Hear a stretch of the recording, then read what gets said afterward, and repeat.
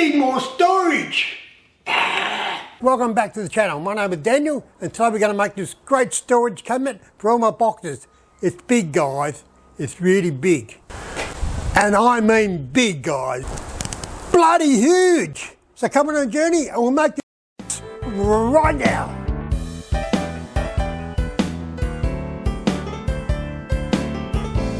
Okay guys, great looking cupboards, aren't they? Got a cold if you can't tell. I got all these sheets that I'm sitting on now, and they're 3.6 long by 600 wide. They're what you call cover sheets. When a firm gets a pack of plywood or chipboard in, they've got a cover sheet top and bottom. They normally sell them off as seconds. So I got this whole pack for $100. But if they were new sheets, it'd be worth about $700 to $800. So you just got to go to your local plywood store and ask if they've got any cover sheets. Normally they have a rack with cover sheets in them, which they sell.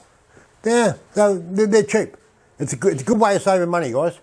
Okay, I've also got treated pine, 4-inch treated pine for the base, but it does get a little bit of water underneath there sometimes. So I'll make the base out of 4-inch treated pine, and then we'll make the carcass out of all these cover sheets. Some are white, some are raw. It doesn't matter, it's only a garage cupboard. All right, guys, let's get on with it. Okay, just pinning the bases together now. And then I'll screw them. Okay guys, I've got the bases done out of treated pine and ply on the top. And I'll take them outside, I'll jot them together. Now I'm going to paint them up. But I don't want to be painting them after they've all finished, but they'll be laying on the ground. So I'll paint them up first and then install them. I do anything not to work on the ground, guys. I'm 70 years old. Very hard getting up. And here I am just cutting the sheets basically to size, just roughing them in with a jigsaw, cutting off the ends.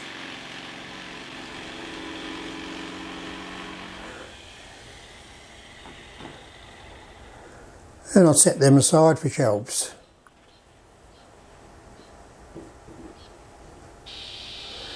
And just docking the big long ends now. Everything just fits in my workshop, guys. Wouldn't want it to be any bigger.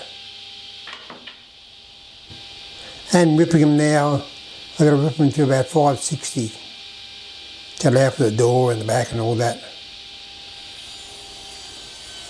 So my saw is only 1.8 long, but the sheets are 2.2.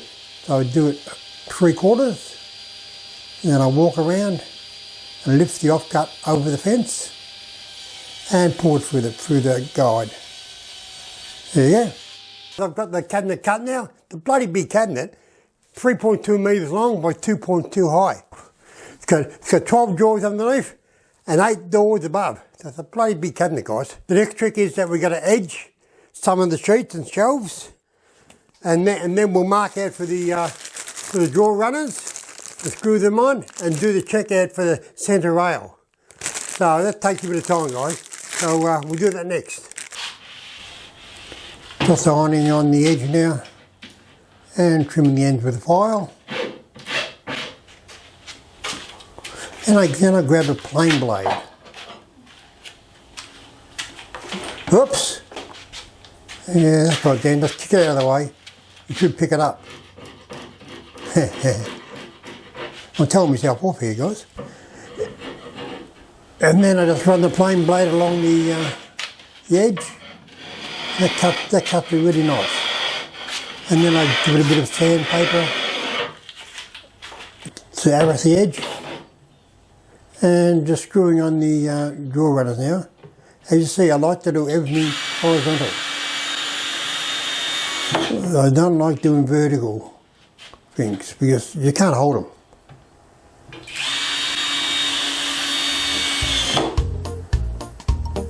And here I am just screwing them all together. Everything's pre-drilled and they just get all screwed together. Easy as, guys, easy as. No pocket holes here, guys. It'll screw straight through the ends. You don't see any of it. It'll get covered by end panels and by the other cupboards.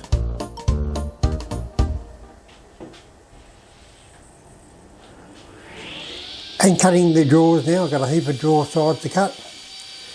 About a 1/2 inch.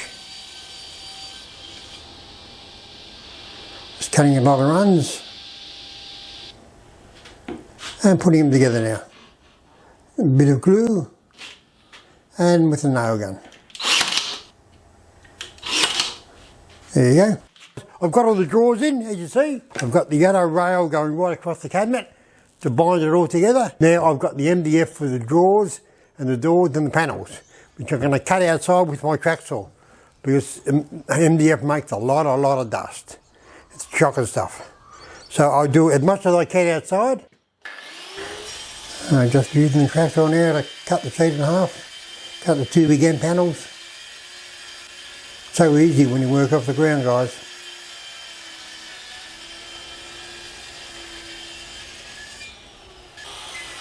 And just cutting them sideways now. Again, I can't reach, so I'll walk around and restart it.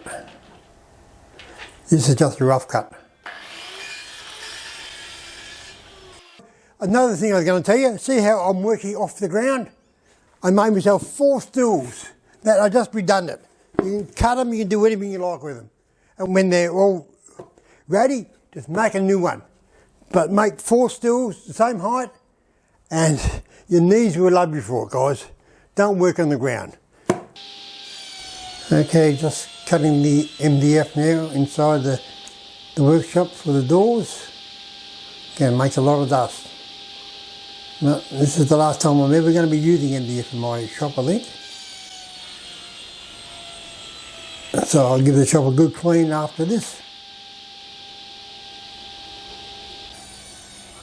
And there I am, just making a train of offcuts, as I call them.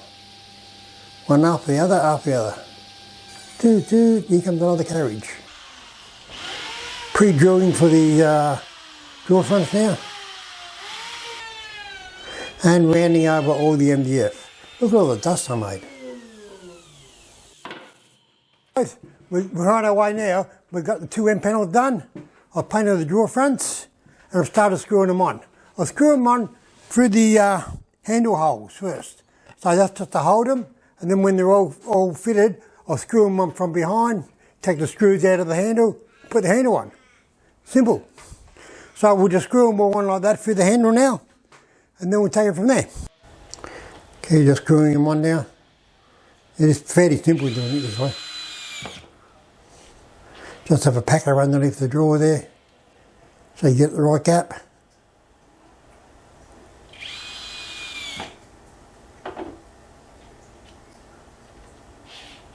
And put it on for the next drawer. And just drilling the hinge holes now. And pre-painting the doors, again, but I like to work horizontal, I like working vertical. And installing the hinges with the level. Level makes them square to the door. And then just screwing them in.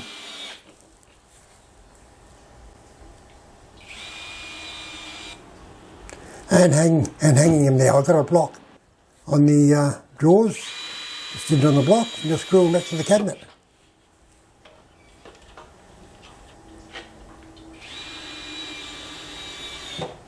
And then just adjust them so you get a good gap. And screwing the handles on now.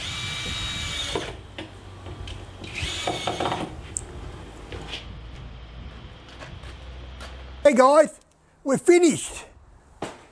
Bloody big, isn't it? Real big.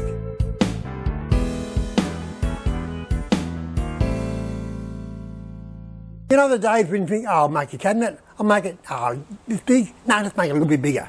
I'll make it that big. This was a lot of work, guys, a lot of work. But it's all done now, I've got the drawers done. And we've got a couple of boxes in there already. Yay!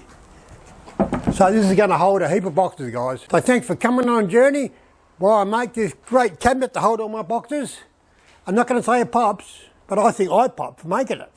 And we'll see you again in the next video where we'll be making another box. Yay!